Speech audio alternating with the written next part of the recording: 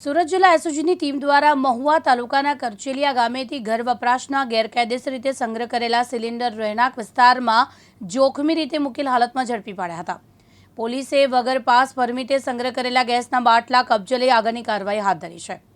એસઓજીની team Mahuva police station વિસ્તારમાં પેટ્રોલિંગમાં હતી તે દરમિયાન કરચેલિયા ખાતે રહેતા અશોકભાઈ ચીનુભાઈ પટેલના ઘરના પાર્કિંગમાંથી આવેલ એચપીસીએલ અને બીપીસીએલ કંપનીના ઘર વપરાશના રાંધણ ગેસ કોમર્શિયલ ગેસના ખાલી ભરેલા 14.2 કિલોના તથા 19 કિલોના બાટલાઓ કુલ 36 જેની ખાલી અને ભરેલીની કુલ કિંમત ₹61,000નો મુદ્દામાલ તપાસ અર્થે કબજે કરવામાં આવ્યો છે। જ્યારે કરચેલિયા જૈન ફળિયામાં રહેતા પિનાકીનભાઈ ધનસુખભાઈ પટેલ પાસેથી ઘર વપરાશના એચપીસીએલ અને બીપીસીએલ કંપનીના રાંધણ ગેસના ખાલી અને ભરેલા 14.2 કિલોના બાટલાઓ કુલ ₹34 જેની ખાલી ભરેલા કિંમત ₹60,000નો મુદ્દામાલ આવશ્યક ચીજવસ્તુઓ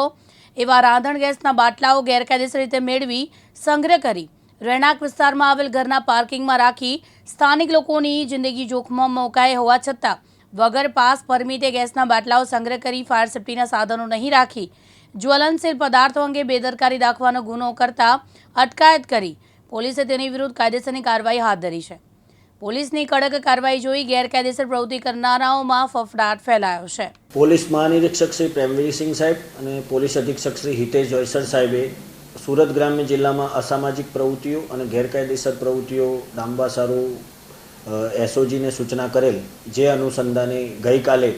એસઓજીના હેડ કોન્સ્ટેબલ ગિરિરાજસિંહ અને કોન્સ્ટેબલ પરશુરામને બાતમી મળેલ કે મહુવા પોલીસ સ્ટેશનના કરચેલિયા ગામે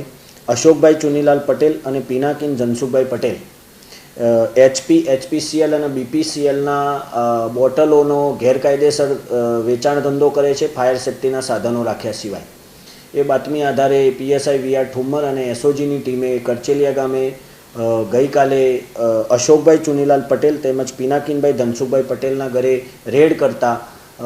અશોકભાઈના ઘરેથી 34 તેમજ પિનાકીનભાઈના ઘરેથી 36 ગેસની એચપીસીએલ અને બીપીસીએલની ખાલી અને ભરેલી બોટલો મળી આવેલ, જેનો કુલ કિંમત ₹1,21,000 થાય છે। બંને પાસે આ બાબતે તપાસ કરતાં કોઈપણ જાતનું લાયસન્સ કે પાસ પરમિટ નહોતી અને ગેસનો ધંધો કરતા હતા। આ સિવાય એમને પોતાના ઘરે આ પ્રકારનો ધંધો કરતા હતા અને કોઈપણ જાતના ફાયર સેફ્ટીના સાધનો નહોતા રાખતા। એટલે પોલીસે આ તમામ મુદ્દામાલ કબજે કરી અને બંને ઇસમો વિરુદ્ધ